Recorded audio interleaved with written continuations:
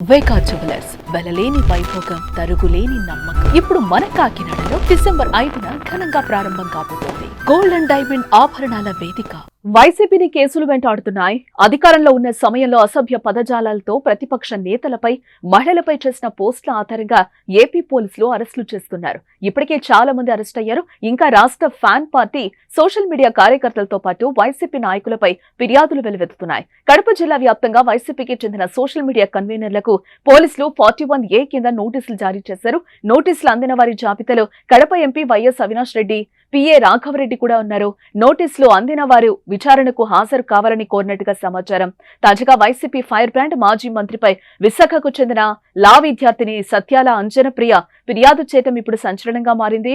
వైఎస్ఆర్సీపీ హయాంలో 5 ఏళ్లుగా కొడాలి నాని పత్రికా ప్రకటనల్లో, అసెంబ్లీ సమావేశాల్లో వాడిన భాషపై అంజనప్రియ ఫిర్యాదు చేశారు.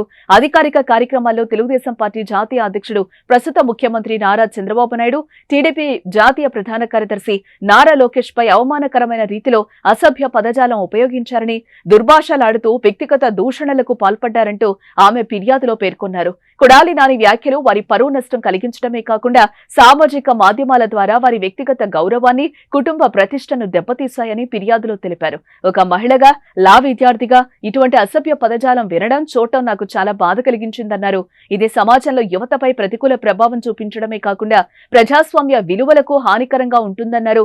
యువతలో ఇది విషపూరితమైన ఆన్లైన్ సంస్కృతిని సృష్టించటాన్ని ప్రోత్సహిస్తుందని, ఇటువంటి ఉపేక్షిస్తే యువత వీటిని ఆదర్శంగా తీసుకునే ప్రమాదంగా ఉందని ఆవేదన వ్యక్తం చేసిన అంజనప్రియ ఏ విషయంలో కఠిన చర్యలు తీసుకోవాలని పోలీసులను కోరారు.